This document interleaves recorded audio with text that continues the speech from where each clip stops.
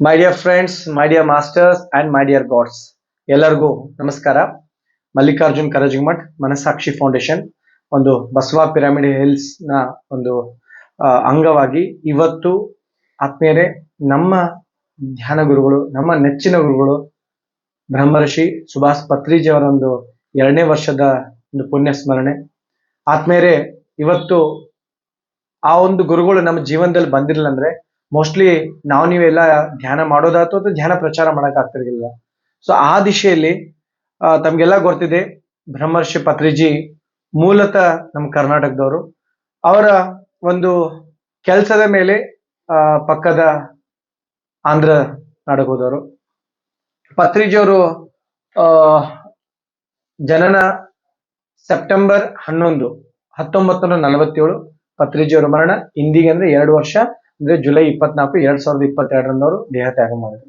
Masters, ನಮ್ಗೆಲ್ಲ ಗೊತ್ತಿದೆ, ಇವತ್ತು ಪತ್ರಿಜಿ ಅವರ ಒಂದು ಎನರ್ಜಿ, ಆ ಒಂದು ಶಕ್ತಿ ಇಡೀ ಕರ್ನಾಟಕ, ಇಡೀ ಇಂಡಿಯಾ, ಎಲ್ಲ ಕಡೆ ವರ್ಲ್ಡ್ ವೈಡ್ ಅಂತ ತುಂಬಾ ಧ್ಯಾನ ಪ್ರಚಾರ ಆಗ್ತಾ ಇದಾರೆ. ನಿನ್ನೆ ಮೊನ್ನೆ ಬಂದ್ರು ಕೂಡ ಬಹಳ ಬೇಗ ಎನ್ಲೈಟ್ಮೆಂಟ್ ಸ್ಟೇಟ್ ಹೋಗ್ತಾ ಇದ್ದಾರೆ. ಅಂತ ಒಂದು ಮಾಸ್ಟರ್ ಬಗ್ಗೆ ನಾನು 2 ಮಾತುಗಳು ಹೇಳಕ್ ಹೋಗ್ತಾ ಇದ್ದೀನಿ ಫ್ರೆಂಡ್ಸ್. ಪತ್ರಿಜಿ ಸರ್ 1979ರಲ್ಲಿ ಈ ಆನಾಪಾನ ಸ್ಥಿತಿಯ ಮುಖಾಂತರ ಅವ್ರಿಗೊಂದು ಧ್ಯಾನೋದಯ ಆಗತ್ತೆ, ಆ ಒಂದು ಎನ್ಲೈಟ್ಮೆಂಟ್ ಆಗತ್ತೆ. ಪತ್ರಿಜಿ ಸರ್ಗೆ ಧ್ಯಾನ ಬಹಳ ಅವರ ಗುರುಗಳು ಸದಾನಂದ ಗುರುಗಳು ಅಂತೇಳಿ ಅವ್ರ ಮುಖಾಂತರ ಈ ಒಂದು ಧ್ಯಾನದ ಪರಿಚಯ ಆಗುತ್ತೆ. ಯಾಕಂದ್ರೆ ಇವತ್ತು ಪ್ರತಿಯೊಬ್ರು ಮಾಸ್ಟರ್ಸ್ ಎಲ್ಲ ಕಡೆ ನಮಗ್ ಧ್ಯಾನ ಕಲ್ಸಿದ ಗುರುಗಳು ಯಾರಂತ ಹೆಮ್ಮೆಯಿಂದ ಹೇಳ್ತೀವಿ.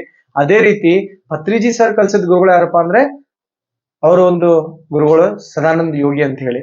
ಮಾಸ್ಟರ್ಸ್ ಅದಾದ್ಮೇಲೆ ಅವರು 1979ರಲ್ಲಿ ಧ್ಯಾನೋದಯ ಆಗುತ್ತೆ.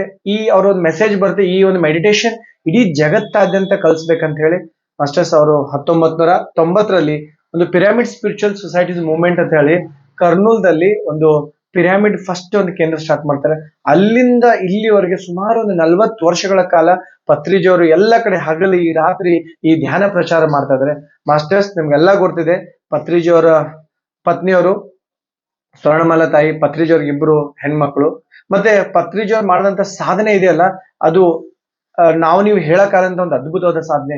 ಪತ್ರಿಜಿ ಅವ್ರದ್ದು ವಿಷನ್ ಇತ್ತು, ಒಂದು ಮಿಷನ್ ಇತ್ತು, ಏನಪ್ಪಾ ಅಂದ್ರೆ ಧ್ಯಾನ ಜಗತ್ತಾಗಬೇಕು, ಈ ಒಂದು ಪಿರಮಿಡ್ ಜಗತ್ತಾಗಬೇಕು, ಮತ್ತೆ ಎಲ್ಲರೂ ಕೂಡ ಸಸ್ಯಾಹಾರಿಗಳಾಗಬೇಕಂತೇಳಿ.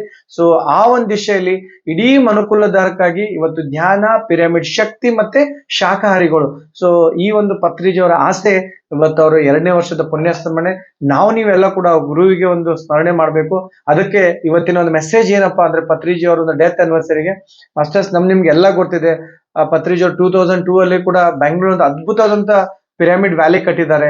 ಸೊ ಕಡತಾಲಲ್ಲಿ ಕೂಡ ಪಿರಮಿಡ್ಸ್ ಆಗಿದೆ. ಸೊ ಜಗತ್ತಾದ್ಯಂತ ಎಲ್ಲ ಕಡೆ ಪಿರಮಿಡ್ಸ್ ಆಗ್ತಿದೆ. ಇವತ್ತು ನೀವೆಲ್ಲ ಕೂಡ ಪ್ರತಿಯೊಬ್ಬರಿಗೂ ಒಂದು ಮನುಕುಲದವ್ರಿಗೆ ಏನ್ ಮಾಡ್ಬೇಕಂದ್ರೆ ಪ್ರತಿಯೊಬ್ಬರು ಮನೆಗೆ ಧ್ಯಾನಿಗಳನ್ನ ರೆಡಿ ಮಾಡ್ಬೇಕು, ಪ್ರತಿಯೊಂದು ಕಡೆ ಧ್ಯಾನ ಪ್ರಚಾರ ಮಾಡ್ಬೇಕು.